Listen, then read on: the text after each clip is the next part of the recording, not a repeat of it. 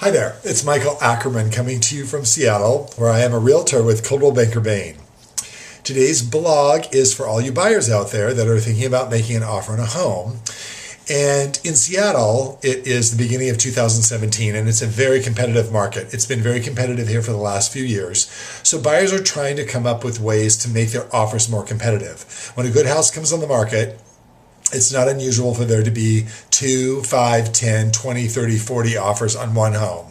So how do you make yourself stand out? This blog is about, should you as a buyer write a love letter or a letter to the seller to accompany your offer, letting them know why the home spoke to you emotionally and why you fell in love with it and why you're making an offer? There are pros, and believe it or not, there are some cons. So I kind of wanted to talk about that. I always suggest my buyers write a love letter to the sellers. It shouldn't be too goopy, but it should just speak from the heart about the reasons why the home emotionally talked to you or spoke to you. Maybe it's the floor plan, whether there's 3 bedrooms upstairs and you're going to start a family, or whether it's in walking distance to the closest coffee shop, or whether, the buyer's a gardener and the home for sale has a beautiful garden. I think it's really important. And one of the pros of writing a love letter, if you're a buyer, is it really does personalize your offer rather than just being numbers on a piece of paper. And our industry has gotten very electronically savvy. So some of the personal touch, I feel, has gotten a little bit lost. I still feel like sellers want to know who's buying their home. Now, granted, usually the highest price and the cleanest terms as far as offers go, are the ones that are mostly accepted. However, I've had multiple times last year, the year before, and so on, where the emotional pull of a letter really did make a difference for the seller. Granted, it's usually when the offer that wrote the emotional letter and the other offer are kind of neck and neck. Sometimes that letter can give you the leg up.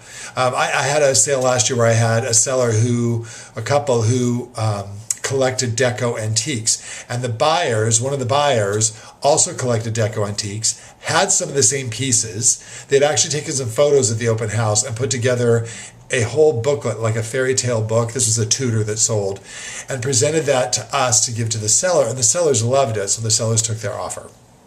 It was a great offer anyway, but it didn't hurt that it really bridged this emotional connection between the two parties, which made for a very lovely closing.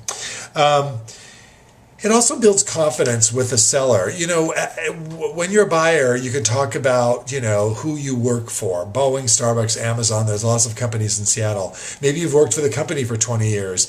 That builds confidence in the seller in your ability to be able to close. So I think it's really good.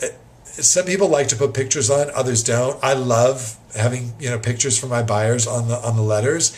I just think in any way that you can make your offer more personal, that it's coming from a person and not just a computer generating out some numbers on a sheet of paper, the better. Now, there are some cons. Some buyers are very private. I always ask my buyers, and you as a buyer should decide whether you're comfortable kind of putting yourselves out there a little bit. Don't get super personal, but if you don't feel like sharing a lot about yourself, then maybe don't include a letter. Some sellers don't want to be swayed emotionally. Some sellers just want to look at the numbers. I've had sellers that say, don't show me the letters until the end. I want to look over all the offers, and then if 1 or 2 of the offers that we're considering at the end have letters, then we'll read them. I think some sellers don't like to be swayed emotionally before they can actually look at the terms and decide which is the smartest and best offer for them to accept before the emotional swing comes in at the end.